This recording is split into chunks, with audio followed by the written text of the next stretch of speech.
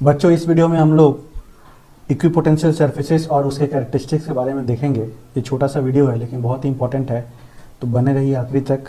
Start किया जाए। तो इक्विपोटेंशियल सरफेस होता क्या है? तो जैसे कि नाम में ही लिखा हुआ है इक्विपोटेंशियल सरफेस, मतलब potential equal on a surface. तो बोल सकते हैं a surface having same potential at each point is known as equipotential surface. वैसा सरफेस जिसमें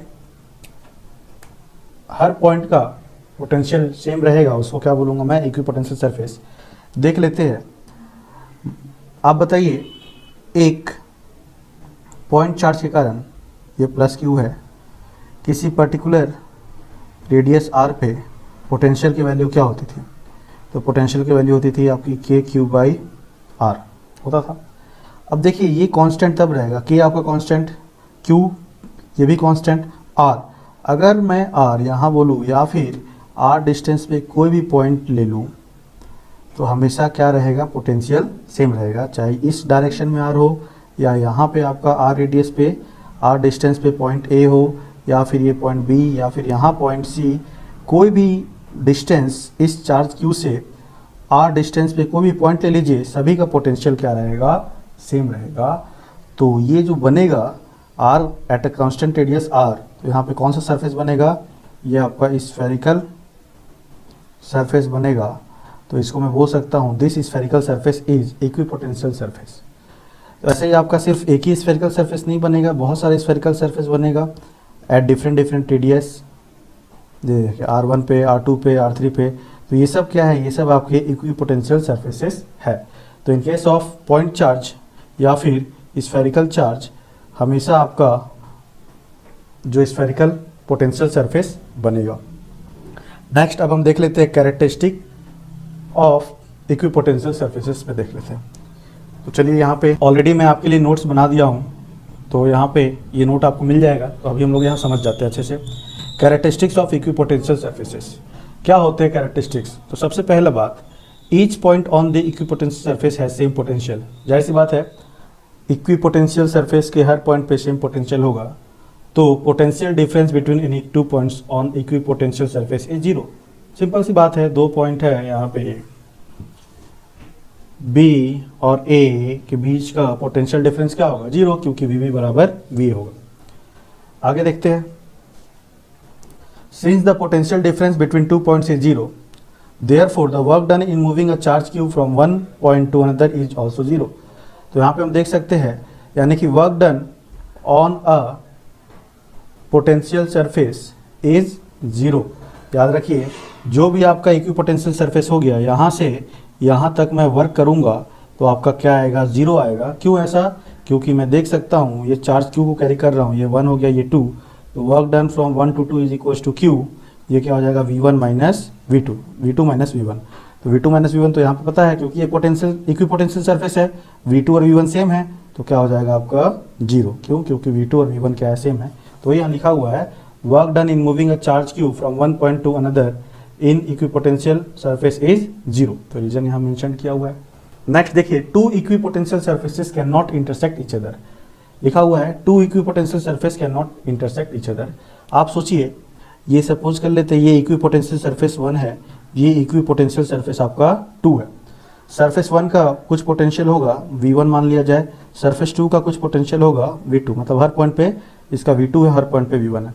अगर दोनों सरफेस आपस में इंटरसेक्ट करता, इसका क्या मतलब होता? मान लेते P आपका क्या है? इंटरसेक्शन पॉइंट है। तो इस P पे देखिए, एट P आपको दो वैल्यू ऑफ पोटेंशियल मिल रहा है। एक आपका मिल रहा है V1 इस सरफेस के लिए, एंड एक आपको मिल रहा है V2 S2 के लिए। तो जो कि पॉसिबल नहीं है, किसी भी एक पॉइंट पे आपका एक ही पोटेंशियल होना चाहिए। ठीक है, तो वही यहाँ मेंशन किया हुआ है कि two equipotential surface can not intersect each other, क्योंकि अगर इंटरसेक्ट ईच अदर करता है तो एक पॉइंट ऑफ इंटरसेक्शन पे मेरा दो पोटेंशियल वैल्यू मिलेगा, लेकिन वो आपका पॉसिबल नहीं है। तो if they do so, the point of intersection will have two values of electric potential which is impossible since one point has only one value of potential. Next fourth देखते हैं point, as the work done by electric force is zero. Electric force हम देख लिए, work done क्या है आपका? Zero. तो electric force is zero when a test charge या कोई भी charge is moved along the equipotential surface it follows that electric force must be perpendicular to the displacement and hence E must be perpendicular to the equipotential surface. तो यहाँ देखते हैं क्या बोल रहा है, क्योंकि आपका वर्क जीरो है, ये मान लिया जाए इक्विपोटेंशियल सरफेस S1 है, 1 से 2 में जाने में आपका वर्क जीरो है, W1 to 2 इज जीरो। तो इसका क्या मतलब हो गया, इसका ये मतलब हो गया कि E डॉट डी आर आपका क्या है, जीरो। यहाँ पे E है, E जीरो नहीं है, यहाँ पे डी आर भी जीरो नहीं है, तो जीरो क्या हुआ, तो जीरो ये हुआ कि छोटा सा डिस्प्लेसमेंट लिए, तो ये देखिए जाएगा, मान लिया जाए इस पाथ से जा रहे हैं, तो हर एक छोटा सा डिस्प्लेसमेंट आपका हमेशा E के परपेंडिकुलर हो रहा है। तो E के जब परपेंडिकुलर हो रहा है और आंसर आ रहा है आपका जीरो, इसका क्या मतलब हुआ, इसका ये मतलब हुआ कि E और DR के बीच में, E और DR के बीच में आपका 90 डिग्री बन रहा होगा। थीटा क्या है, 90 डिग्री, तभी आपका वर्क डन क्या हो रहा है, जीरो। इसका ये तात्पर्य बनता है कि अब DR किधर है, तो DR आप देख सकते हो along the equipotential surface, work done along the equipotential surface, मतलब डिस्प्लेसमेंट क्या है आपका, अलोंग द इक्विपोटेंशियल सरफेस। और E, तो यानी कि E और डिस्प्लेसमेंट का जो एंगल रहेगा 90 डिग्री, तो यहाँ मैं बोल सकता हूँ जो E है वो 90 डिग्री टू डिस्प्लेसमेंट है, और डिस्प्लेसमेंट कहाँ हो रहा है, सरफेस पे। तो यहाँ से मुझे क्या पता चला कि इलेक्ट्रिक फील्ड लाइंस जो रहेंगे वो हमेशा इक्विपोटेंशियल सरफेस के परपेंडिकुलर रहेंगे किसी भी एक पर्टिकुलर पॉइंट पे। तो कंक्लूजन ये निकलता है कि electric field lines and equipotential surfaces are always mutually perpendicular to each other. ठीक है, यहाँ पे देख लेते हैं, ये आपका E है, इसको मैं यहाँ फिर से बना देता हूँ, देख लीजिए। मान लेते हैं इलेक्ट्रिक फील्ड आपका ऐसा दिया हुआ है, ये आपका इलेक्ट्रिक फील्ड है, तो इलेक्ट्रिक पोटेंशियल सरफेस कैसा बनेगा, तो ये पैरेलल है, तो एक परपेंडिकुलर सरफेस बनेगा, तो ये हो गया आपका सरफेस S1, ये आपका सरफेस S2। तो ये सब क्या है, इक्विपोटेंशियल सरफेस है। मतलब क्या हुआ, अगर पॉइंट में 1 लिया और पॉइंट 2 लिया, तो यहाँ से क्या मिल गया, V1 is equals to V2। और यहाँ पे पॉइंट A लिया और यहाँ पे पॉइंट B लिया, इसका क्या मतलब मिल गया, इसका मतलब मिल गया VA बराबर VB। तो ये आपका मतलब होता है इक्विपोटेंशियल सरफेस का, ये आपका E है, याद रखिएगा, E के हमेशा परपेंडिकुलर रहेगा इक्विपोटेंशियल सरफेस। तो V1 is equals to V2 and VA बराबर VB। अच्छा, एक पहले भी हम लोग रिलेशन देखे थे कि E के डायरेक्शन में पोटेंशियल डिक्रीज होते जाता है, तो यहाँ से मैं बोल सकता हूँ कि VA, क्या बोल सकता हूँ मैं, V1 is more than VA, क्या बोल सकता हूँ, V1 is more than VA, या फिर potential surface of 1 is more than potential at surface 2। तो ये आपका कंक्लूजन है। नेक्स्ट पॉइंट चार्ज के लिए देख लीजिए, तो पॉइंट चार्ज ये प्लस पॉजिटिव है, तो इलेक्ट्रिक फील्ड क्या होगा आपका, इलेक्ट्रिक फील्ड अवे जाएगा, तो यहाँ पे जो इलेक्ट्रिक पोटेंशियल सरफेसेस बनेंगे वो क्या बनेंगे, आपके स्फेरिकल बनेंगे। अब देखिए, इसका पोटेंशियल ज़्यादा होगा कि इस स्फेयर का पोटेंशियल ज़्यादा होगा, तो जाहिर सी बात है इलेक्ट्रिक फील्ड के डायरेक्शन में पोटेंशियल घटता है, तो इस पोटेंशियल का, इस सरफेस का पोटेंशियल ज़्यादा होगा, तो V1 is more than V2। यहाँ एग्जाम्पल भी लिखा हुआ है 10 वोल्ट 20 वोल्ट, मतलब जैसे जैसे इलेक्ट्रिक, उल्टा हो गया क्या, हाँ ये उल्टा हो गया है, ये आपका मान लिया जाए 40 वोल्ट और ये 20 वोल्ट। ठीक है, मतलब क्या हुआ, जैसे जैसे आप इलेक्ट्रिक फील्ड के डायरेक्शन में जा रहे हो, पोटेंशियल क्या हो रहा है, घटते जा रहा है। अब यहाँ पे देखते हैं नेगेटिव चार्ज के लिए, तो नेगेटिव चार्ज के लिए तो इलेक्ट्रिक फील्ड क्या होता है आपका, दिख सकता है ये टूवर्ड्स होगा, और इक्विपोटेंशियल सरफेस यहाँ पे क्या होगा, यहाँ पे स्फेरिकल होगा, क्योंकि पॉइंट चार्ज है। अगर मैं मान लिया 3 सरफेस, ये सरफेस 1 इसका पोटेंशियल V1, ये सरफेस 2 इसका पोटेंशियल V2, ये सरफेस 3 इसका पोटेंशियल V3, तो किसका पोटेंशियल ज़्यादा होगा, तो जाहिर सी बात है ये इलेक्ट्रिक फील्ड के डायरेक्शन में जाएंगे तो पोटेंशियल क्या होगा, घटते जाएगा।